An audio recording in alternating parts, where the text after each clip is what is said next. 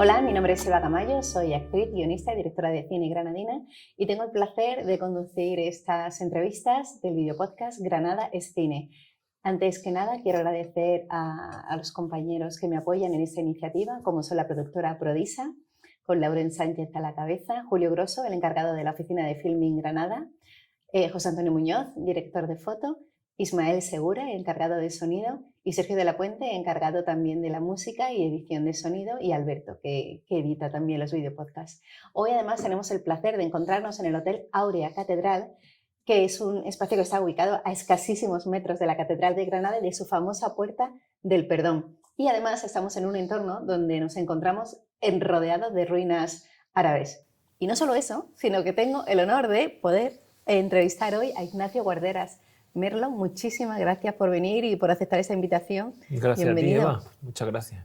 Y corrígeme si me equivoco, pero Ignacio, he visto que eres guionista, editor, productor, director de cine, de ficción, documental, todo eso. Sí, bueno, es que eso es un poco pretencioso por mi parte, pero la idea es un poco que finalmente el cine que yo hago es autoproducido, con lo cual de alguna manera tengo que hacer todas esas funciones, aunque ninguna perfectamente. Es un cúmulo de imperfecciones lo que se hace. Tampoco soy ni un grandísimo guionista, ni un grandísimo editor, ni un grandísimo productor, ni nada de eso. Simplemente para poder salir adelante uno tiene que hacer todas esas cosas. Bueno, pero lo mejor de todo eso es que no tienes que esperar. Ni esperas subvenciones, ni esperas que nadie te financie, ¿no? O sea, bueno, hay una necesidad de crear y creas. Bueno, sí. Por ejemplo, las primeras películas que yo hice, que las hacía con una lógica industrial, tenía en la cabeza que cuanto menos tiempo durara la producción, más rentable iba a ser el asunto, de alguna manera, ¿no? Hasta que descubrí que no, que precisamente por el hecho de no tener dinero, lo que hay que tomarse es su tiempo y no tener las prisas de tener que editar y de hacer una producción de un mes, editar en otro mes, para poner 2 horas y luego que se te olvide en 5 minutos, ¿no? Como decía, o sea que al final lo que uno dice, bueno, ya que no tenemos dinero, tengamos tiempo. Claro. Y entonces así uno puede ir corrigiendo esos errores que va cometiendo, ¿no? Eso lo aprendí un poco al desaprender la lógica industrial que me habían enseñado en la escuela de cine. Claro, porque me has dicho antes, fuera de grabación, que estuviste estudiando, ¿no? en Madrid, pero la manera que te estaban enseñando no era la que a ti te interesaba, ¿no? Efectivamente. Yo empecé... yo estaba estudiando aquí física en la Universidad de Granada y cuando el péndulo estuvo a punto de darme en la cabeza y dejarme sin ella, dije, no, vamos a cambiar, vamos a hacer algo. Y yo hacía teatro aquí en Granada y decidí que podía hacer... el teatro en ese momento no me enganchó del todo, pero sí el cine. Yo había visto películas que... A mí el cine en general no me gustaba, era como El paciente inglés, me parecía una cosa que... O cosas así, veía películas y decía, yo esto no... No es tu estilo. No es que no me... Pensaba que no me gustaba el cine, yo creía. Ajá. Porque yo veía las películas y digo, eso no... Hasta que de repente vi películas que eran como pequeños... no sé, visiones que tenía uno y dice, qué bonito, esto lo puedo hacer yo, o lo quisiera hacer yo, ¿no? Sobre todo películas de cine iraní, Abbas Kiarostami, que me gustaba tanto y me gusta tanto. Entonces, eso empezó a animarme y dije, bueno, me voy a Madrid y me apunté a una escuela de cine.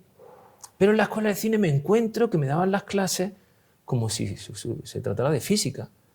Es decir, me apunté a guión porque yo no era técnico, no tenía ni idea de nada. Entonces yo dije, ya que había escrito una obra de teatro, y pensaba pues, que por ahí podía entrar, ¿no? Cosa que me equivoqué. Yo pienso que debería de haber empezado con montaje. Pero bueno, esas son otras cosas. Entonces en ese momento, pues, me dije a mí mismo, pues, ya se me ha ido la pelota. Que te estaban enseñando cine como si fuera física, ¿no? Eso. Entonces empezaban a explicarte que si en el minuto 10 tiene que estar el primer punto de giro, la biografía de los personajes, la psicología, cosas así que de repente era como un manual que tú tenías que seguir para hacer cine. Efectivamente, cuando tú ese manual te lo aprendes más o menos y ves el cine en lo otro, pues dices, bueno, pues sí, se puede hacer así, pero de repente encuentras otro tipo de cine que no responde a esos cánones y que a mí me interesan más. Entonces lo dejé y fui a mi verdadera escuela, que es entrar en un cine no en el cine, pero sí en uno. Al principio en el cine ideal, cortando entradas y acomodando, y luego estuve en comisiones obreras, en los Verdi, proyectando películas. Ole. En el pequeño cine estudio, y allí empecé a ver cine. Empecé a hacer mucho cine y, sobre todo, muy importante, a discutir cine con mis compañeros de trabajo que no tenían ni idea, no, que eran buenísimos y que también estudiaban cine y que estábamos todo el rato discutiendo y luego haciendo cine, haciendo películas y desaprendiendo.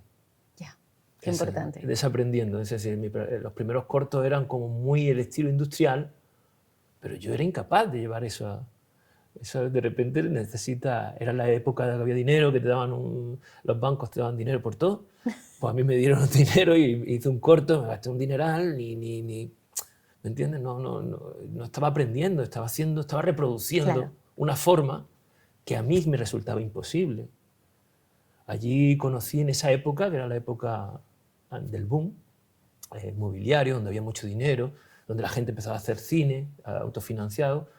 Yo me encontré gente que ahora que luego seguramente se arruinaría de hacer sus películas, de hacerlas en 35, de hacerlas con actores, de hacerlas autoproducidas.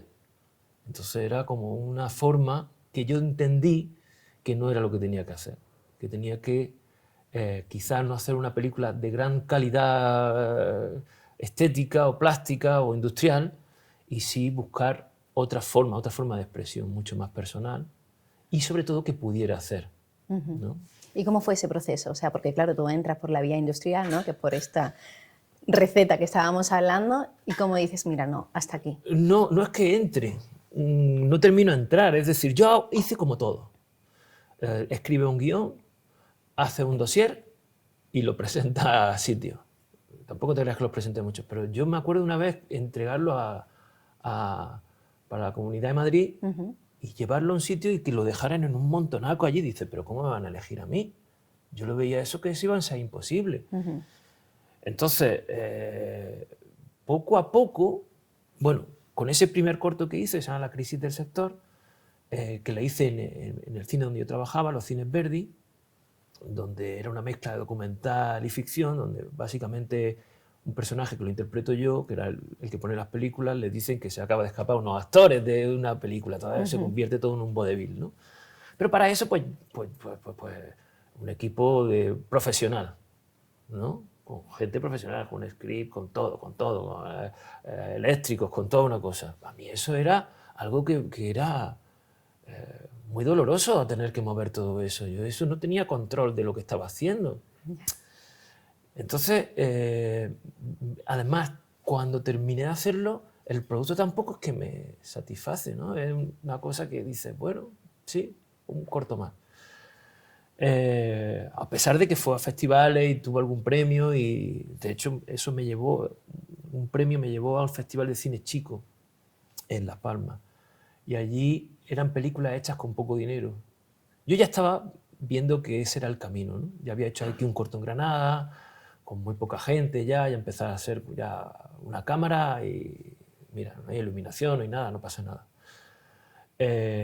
Y entonces cuando llego allí veo una película que se llama Dos miradas, de Sergio Candel, amigo mío. Entonces yo digo, esto es una maravilla, esto es lo que yo quiero hacer, ¿no? Hay como varios hitos en mi vida. Uno, cuando veo por primera vez una película de Abbas Kiarostami, y digo, esto es lo que yo quiero hacer. Y otra cuando veo la película de Sergio. Que te reafirma. Que digo, no, esto, si el Sergio lo puede hacer, pues yo, ¿por qué no? y ahí empieza un proceso de desaprender, porque aún así sigues pensando que la mejor manera es hacerlo en 15 días o en un mes, el rodaje, ¿no? Y te embarca un montón de peña para hacer un corto en el que dice, un largo en este caso, porque ya digo, vamos a largo, ¿no? Porque es más fácil, en verdad, un largo. ¿Es más fácil, te parece? Es mucho más fácil hacer un largo que un corto. ¿Y eso? Porque en un corto necesitas expresar en poco tiempo. No es difícil que se desarrollen los personajes. No puedes permitirte el vacío. Ya. Cuando tú haces un largo, tú puedes empezar a crear tu lienzo en blanco. vamos a empezar a crear. Es mucho más fácil. Y me supongo que es mucho más fácil una serie, puesto que ya tienes para desarrollo y todo eso. Tienes que enganchar al principio, pero como todo. Pero un corto se queda siempre que los cortos que veo, excepto algunos que son maravillosos, siempre se quedan en anecdótico, en cosa anecdótica, en algo, en un chiste, en algo que tienes que contar o algo así especialmente dramático, especialmente. Pero en una película, en un largometraje, tú tienes capacidad de desarrollar un ideario, una forma en la que se vive. Mi mundo cinematográfico es así vive. Y para eso me tira 10 minutos explicándotelo. Y vamos a vivirlo. Mucho más fácil, más bonito, además. El corto está bien, el corto es cuando tienes una idea impetuosa, ¿no? O quieres algo, pero siempre se queda en anecdótico, en algo bastante que tiene que ver más lo que cuentas que el cómo lo cuentas, si me apuras, ¿no? No siempre. Estoy pensando ahora mismo en La Jetée de Chris Marker. No, pues eso es un mundo que ha hecho ahí el hombre fantástico en 20 minutos, ¿no? O sea, no es cierto. Lo que yo diga, la mitad es lo cierto. Nada que ver. Nada que ver. Pero a mi modo de ver, creo que era en ese momento cuando yo estaba, digo, el esfuerzo que yo voy a hacer para hacer un corto, lo puedo realizar haciendo un largo. Pero seguía con las lógicas industriales. Tenía que concentrar la filmación en un mes, cosas así. Y eso a mí se me escapa, te mueres. ¿Cuánto tardas tú en hacer una película entonces? Pues cada vez tardo más, gracias a Dios. Cada vez tardo más. Las primeras podían ser 2 años, 2, ¿no? La Fiebre. Te refieres desde el guión, ¿no? Claro, guión no yo no hago guión. O sea, normalmente porque tú como planteas una escaleta, tienes claro el final, vas hacia él. Exacto, ¿sí? Más o menos. Tú de repente o tienes eso, o por ejemplo ahora mismo estoy haciendo una película que no tengo guión, nada. Simplemente, pero porque ya conozco al personaje, ya hemos hecho películas juntos y estamos buscando. Entonces voy y grabo, vamos pensando, vamos haciendo cada vez no hago 2 películas iguales. Escuché una vez a un compositor, no recuerdo el nombre, discúlpame, pero decía, yo es que hago cosas que no sé hacer, ¿no? Bueno, yo hago cosas que no sé hacer, es verdad, ¿no?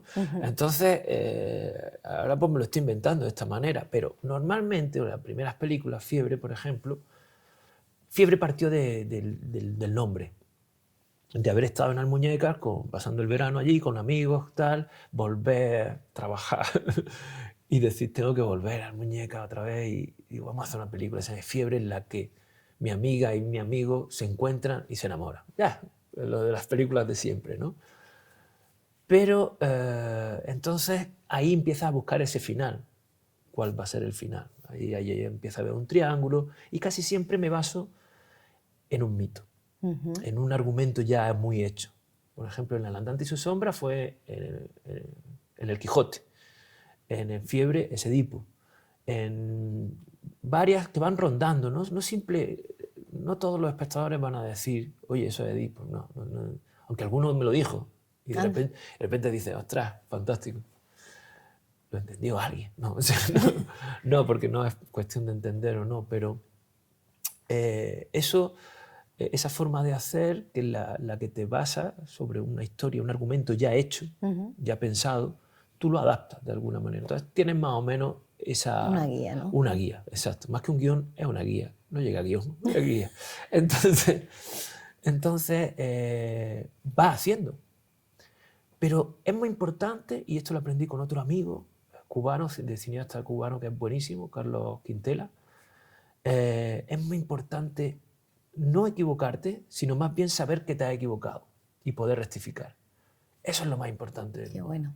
Es decir, oye, esto no nos ha salido. No pasa nada, hagámoslo otra vez o hagámoslo de otra manera. Pero muchas veces tienes que asumir esas equivocaciones porque ya no hay dinero, porque hay un plazo de entrega, por lo que sea. Pero ya que no tenemos esas cosas, pues dicen, mira, lo hemos visto, esto no funciona, hagámoslo de otra manera. ¿No? Es lo que me ha pasado ahora mismo con la que estaba contando de la taberna de... El mito de la taberna. Ahora ni me lo sé yo. Menos más que me sé yo tus títulos. El mito de la taberna. Pues lo mismo, empezó siendo una cosa y ahora está derivando a otra y la estamos viendo y hay cosas que son maravillosas. Tengo un plano que es fabuloso, en donde una mujer está regañando a uno y el otro empieza a desenfocarse, ¿no? Imagínate que yo te empiezo a regañar a ti, tú te empiezas a desenfocar y ¡pum! Y desaparece. Era un plano fantástico, pero no cuaja bien con lo que estamos haciendo y lo hemos tenido que quitar, ¿no? Y ahora, ¿de qué va la película? Pues ya tenemos el título, ya sabemos un poco más, vas como esculpiendo. ¿Y siempre tienes el final o lo vas descubriendo también a medida que van sucediendo las cosas? El final, o sea, no siempre tienes el final, pero joder, cuando tienes el final sabes que tienes la película. Claro, es mucho más fácil llegar a él. Exacto, o sea, es decir, o sea, hay veces que me ha pasado, por ejemplo con Fiebre, que yo tenía un final y que al montar me di cuenta que tenía tantísima fuerza una cosa que había montado, que no era en principio en el final, que decía, esto no lo puedo dejar aquí, tiene que estar en el final, o al menos próximo. Entonces se modifica todo, ¿no? Porque ya me había pasado de tener como esto tan tedioso que, a mi modo de ver, que en mis películas al menos, pasa de tener varios finales, ¿no? No, espera que termina. No, espera que termina. Espera que va a terminar. Ahora sí. Entonces, esta idea de contundencia, de final, así, me gusta, ¿no? Y efectivamente, cuando tienes el final, tienes la historia. Mientras son variaciones, ensayos, movimientos, juegos, cine, ¿eh? Al fin y al cabo. Cine, muy importante. Claro. Eso es cine, esa idea o sea, para mí la historia no es otra cosa que desaprendí en la escuela de cine, es que siempre me decían que el cine es contar historias, ¿no? Esta cosa tan... Y yo digo, bueno, eso es decir bastante poco, ¿no? O sea, todo es contar historias. El cine, la idea del cine no es contar historias, sino cómo la cuentas. Es como decirte que lo bueno del cómico es el chiste. Y dice, oye, discúlpame, pero hay gente... El desarrollo, claro. Hay gente que cuenta chistes y no tiene ninguna gracia. El mismo chiste lo cuenta otro y tiene mucha gracia. El chiste no tiene nada que ver. Es esa cosa que nos lleva a hacer cine. En este caso, la historia es eso que nos lleva a hacer cine. ¿Y el cine dónde está? En otro lado. Está en una magia estupenda que existe entre la intención del autor o la autora, lo que se plasma en la pantalla y lo que el espectador ve. En ese entre es donde está el cine. Una cosa, un espacio, de tal modo que incluso puedes no contar nada y estar viendo cine del mejor que hay, ¿no? Y hay muchos ejemplos de películas así. Lo que pasa es que es cierto que es más fácil si cuentas historias. Porque puedes, mientras despistas a los demás, como el mago, mientras despistas a los demás con una historia, le estás haciendo trucos, le estás haciendo magia, le estás llevando a un sitio. Totalmente. Eso hablo mucho. Claro, Pero... también este espacio para conocerte a ti, así que siéntete libre de contar todo lo que quieras. También tiene mucho que ver con esto que nos cuentas ahora, ¿no? Lo de la antropología visual, que también, o sea, ¿no? Poner la cámara y ver cómo se desarrolla el ser humano, ¿no? Delante de ella. Efectivamente. Más que eso es, yo empiezo con la antropología, o sea, yo no empiezo con la antropología, yo hago Fiebre, se estrena Fiebre, y una cosa que pasa muchas veces es que uno se deprime después de hacer una cosa así, en el que pierde un poco la perspectiva después de tanto, te ha costado muchísimo, luego lo lleva a festivales y tampoco es que tenga un resultado inmediato. Ahora tiene, creo que 2.600.000 visitas en YouTube, Fiebre, pero en esa época nada, no había nada. Luego ganó un premio, ¿vale? Pero en esa estaba yo fatal, muy mal. Entonces un amigo me dijo de se apuntaba en la Carlos III a Humanidades y que si me apuntaba con él. Digo, pero por supuesto. ¿Cómo no? ¿Cómo no? Yo no había terminado ni la carrera ni nada y veía que del cine parecía que no iba a vivir. Entonces me apunté, claro. Y cuando ya tienes cierta edad, pues te toman las cosas un poco más en serio, ¿no? Y ya empiezas Humanidades, que es como, no sé, historia, filosofía, historia del arte, literatura, tal. Entonces se me empieza a dar bien y empiezo a sacar buenas notas, me voy a México, en México hago otra película, así... ¡Qué maravilla! Me voy a México hago otra película, así. A lo mío, y luego vuelvo y termino Humanidades, hago un máster y veo la posibilidad de poder volver a Granada. ¿no? Como el mito, ¿no? El mito, como la canción de siempre se vuelve a Granada, estamos volviendo a Granada todo el rato. Todo el ¿no? rato.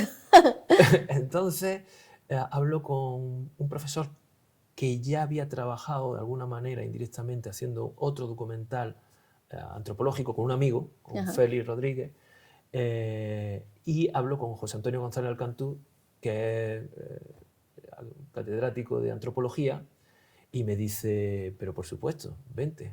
Y ahí, gracias a él, empiezo a meterme un poco en antropología. ¿Va? Y yo siempre hablo de mi libro, siempre voy por el cine. Cualquier cosa que haga es cine. Claro. ¿Qué excusa puedo hacer para hacer cine? O para pensar el cine, o para lo que sea. Y en esto, la antropología o la antropología visual, yo la tomo como una crítica en el sentido de buscar los límites de la representación del otro, ¿no? Tanto en el cine como en la antropología misma. Y básicamente es eso, y es poner ese límite a la representación del otro, que el cine no lo consigue, porque al fin y al cabo lo que se está expresando no es al otro, sino al que está capturando al otro. Y o sea, hay una cosa que pongo en la tesis, que hay un tal Celarius, que es un alemán, que en el siglo XVII dice que la historia se divide en historia antigua, historia media y historia moderna. Y dice, si ha tenido tanto éxito que todos dividimos la historia así, ¿no? Pero realmente él no está dividiendo la historia, lo que está es colocándose él en la modernidad. Claro, en el lugar. Y te está diciendo que los de la Edad Media, eso no sirve para nada, y que los buenos son los antiguos. Pero no está clasificando la historia, se está clasificando él. Bueno, pues algo muy parecido pasa con la antropología y con el cine.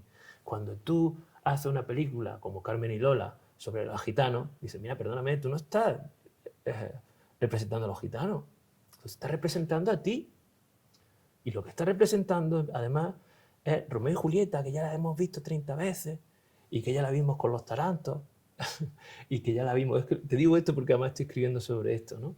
Que ya la vimos con los tarantos o con Alma Gitana, de Chu Gutiérrez. Es decir, la misma película, que es Romeo y Julieta, en donde una familia que son premodernos, o sea, tienen esos comportamientos. Amor adolescente, amor violento. Pero dice, eso no está representando a ninguno de los gitanos. Está buscando una máscara y está volviendo otra vez a reformular cómo nosotros vemos a los gitanos. Es decir, a repercutir otra vez el racismo. Esas cosas de la antropología y el cine, todo eso me interesa, ¿no? Esa idea del límite de la representación. Claro, pero no solamente representas a otros, sino que en tu película de ahora también, ¿no? La de Nueva Receta para Viajar, sí, también hablas de ti, ¿no? Y de tu historia personal, o sea, que también haces una mirada no solo desde la posición del director, sino que ahora te colocas también de protagonista de la historia. Claro, esta viene de una otra película que hice, que se llama En tiempos de crisis, La máscara de cristal, en donde lo que hacía era un amigo mexicano, a raíz de que me voy a México, me dice, bueno, yo entiendo o quiero entender que me dice que filme esa historia, ¿no? Y esa historia básicamente se basa en que él crece en un orfanato allí en México, y él es poeta y le hace una entrevista en una televisión. Y todo lo que cuenta allí, quizás como lo mismo que me está pasando aquí ahora mismo, es mentira, ¿no? Entonces, eso a mí me encanta, porque son los temas que yo también que trabajo, ¿no? Y empieza a hacer una reflexión sobre que efectivamente hay un momento en el que la cámara o la representación hay un momento que tú no puedes entrar, que es la intimidad de alguien, que es en algo que está prohibido, que es obsceno de alguna manera. Y por eso el arte tiene y el cine también, tiene esa magia, en la de poder representar algo que en realidad no podemos verlo. Como por ejemplo, imagínate el sol. Tú no puedes verlo directamente porque te quemas, pero sí puedes dibujarlo, ¿no? Y jugar con él. Bien, no es el sol, es mentira, pero puedes jugar con él. Entonces, esa idea para cosas que son dolorosas, son interesantes. En esa película dije, bueno, ¿por qué voy yo a grabarle a él pudiendo también contar mi vacío, mi orfandad, ¿no? Al contarla, se vuelve toda una película bastante collage, buscando de otros lados, así, que de alguna manera va a festivales. Estuve en Toulouse y va al Festival de Cali, en Colombia, de Luis Ospina, nuestro querido Luis Ospina. Y allí me encuentro con un productor ecuatoriano. Y yo siempre que veo a un ecuatoriano le digo, pues yo soy medio ecuatoriano, ¿no? Mi prima es Juana Guardera. Y entonces él ve la película, se interesa y dice, hagamos una película sobre esto, sobre el hecho de yo conocer a mi familia que no había conocido en Ecuador. Entonces eso obliga a ponerme a mirarme a mí, ¿no? Cosa que por otra parte es más honesta, ¿no? De decir cómo son los demás, ¿no? Y a seguir jugando con esas cosas que de alguna manera también son dolorosas y que uno tiene que representar sin representarlo, sin hacerlo obvio, porque si no sería obsceno, ¿no? Y en esa estamos ahora mismo, estamos a ver si... Nueva receta para viajar se llama, porque había en la primera obra de teatro que se pone en escena de un autor ecuatoriano, se llama Receta para viajar, y es de un tal Aguirre Guarderas. Digo, caramba, pues entonces hagamos la nueva receta. Segunda parte, la claro. segunda parte de Nueva Receta para viajar. Y explica todo este juego de cómo llego a Ecuador, cómo conozco a la familia, que son teatreros. Casualmente también, ¿no? Son todos teatreros, y cómo de alguna manera, qué significa ser Guarderas, que de alguna manera es un apellido que es un envoltorio pero sin contenido, ¿no? Qué bien. Es una búsqueda que te lleva a un encuentro. Efectivamente. Quizá un encuentro con el vacío. Sí. Porque... Bienvenido al vacío donde puedes llenarlo, ¿no? Una vez que te encuentras con ese vacío dices, vale, ahora decido y elijo cómo llenarlo. Sí. Qué maravilla. O sea, eres un hombre súper interesante y me gusta que no vayas a lo industrial, que ya somos muchos. Hombre, y que encuentres... Muy a mi pesar, porque a mí me encantaría. El otro día estuve en las cosas estas de la industria, esto como se llama, un encuentro de la industria. Entonces yo siempre tengo la sensación que me están diciendo constantemente, tú no vas a hacer cine en la vida. Pero como si el tuyo no fuera cine, vamos. Claro, efectivamente. Como si no tuviera cabida. Pero claro, como hablan ellos, industria y cine lo hacen uno. Es decir, cine sí, solo sí, industria.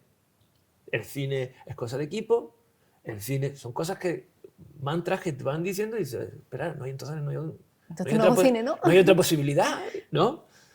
Eso me hizo pensar el otro día sobre que cuando nosotros hablamos de Miguel Ángel o de Velázquez, pensamos que era un tipo, pero realmente era como si fuese una productora. Es decir, había que fabricar los tintes, vamos a hacer el techo de la catedral de no sé dónde, vamos a hacer, no, pues chicos, aquí hay que poner unos andamios, aquí hay una pila de gente, una cosa que se hace colectiva. De equipo, claro. Pero eso, cuando de repente alguien inventa las pinturas para ponerlas en un botecito, pues la cosa se convierte en algo mucho más individual. Es decir, la técnica es capaz de llevar a esa industria por otro camino. Entonces ya empieza Van Gogh a tener sentido, o empieza el romanticismo, o el plein air, ¿no? O estas, ¿cómo se llama? Bueno, sí, el plein air, esto de dibujar en la calle, el impresionismo, todo eso empieza a tener sentido. Picasso y ya toda esta idea que tenemos ahora del pintor que es uno solo, pero no fue así. Claro.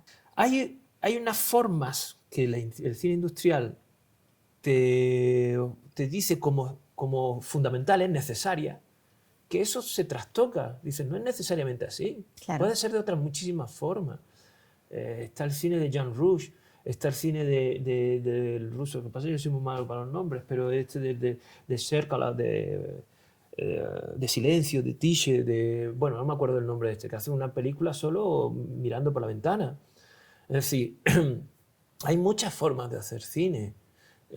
Todo depende de esos cambios de técnica que pueda hacer, ¿no? Claro. Ahora mismo la gente hace cine con un móvil, me parece muy bien. Lo que pasa es que la industria tiende a valorar su propia forma de hacer, ¿no? Y lo consigue, ¿eh?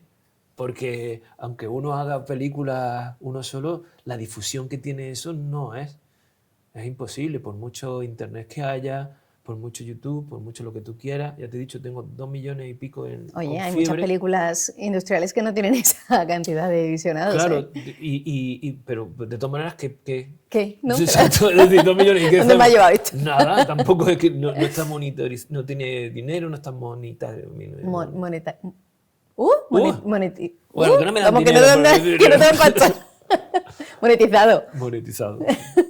Claro, claro. Sí, pero bueno, al final eres auténtico y estás haciendo el cine que te interesa y el cine que te gusta, que es al final también de lo que se trata, ¿no? Sí. De no dejarte llevar por otra guía, que es la que no te está interesando, que probaste. Que no es que te dijeron, oye, es así, y no probaste y no Claro, te interesó. y yo lo hago, o sea, yo no quisiera, yo quisiera estar a tope. Monetizando. Monetizando y viviendo de esto y tal. Pero no es así. Ahora con Nueva Receta para Viajar, sí ya hay productora, ya estamos por un cauce un poco más normal. Pero también sé que eso es fruto de un día. O sea, es decir, tampoco es una cosa que uno diga, pues a partir de ahora me va a cambiar la vida, en absoluto, ¿no? Yo soy consciente de que es difícil vivir de esto, pero no voy a dejar de hacerlo, ¿no? Ole. Es mi cosa, ¿no? Mientras no tengo hijos, no tengo... Pues mi vida ahora mismo se dedica a esto. Pues menos mal. No sé.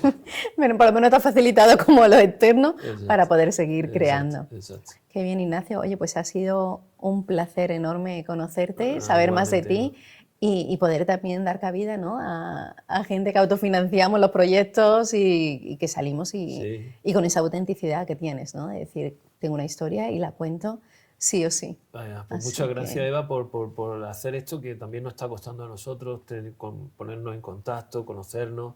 Ya te he dicho que te he dado algunos, Hay compañeros hay compañeros que hay mucha gente, también hay muchas chicas también que están haciendo. Mira, yo me acuerdo, perdona, que me acuerdo cuando empecé en esta escuela que te dije de cine, siempre había un profesor que te decía, esto es muy difícil. Esto que es la sensación que tengo cuando voy a lo de la industria. Esto es dificilísimo. Antes, en los 90, le daba a la gente por tener grupo de música y ahora por hacer cine. Y luego tenía otro profesor que decía, pero hacerlo es facilísimo. Hacerlo sin coger una cámara y ponerlo a hacer ahora mismo, pero ya está. Bueno, pues creo que el segundo profesor es mucho mejor que el primero. Hombre, por favor, por lo menos te alienta, ¿no? A hacer cosas y luego ya veremos lo que pasa. Sí. Pero por lo menos tú estás creando y eso Así es sanador. así es. Bueno, Eva, muchas gracias. Gracias a ti. Ha sido un placer de verdad tenerte aquí y conocerte. Vale. Y también, bueno, quiero agradecer también a mis compañeros, a Prodisa, a Ismael Segura, José Antonio Muñoz, a Julio Grosso, Sergio de la Puente y Alberto, y al Hotel Aurea Catedral que nos ha recibido hoy aquí para poder hacer esta entrevista. Granada es cine.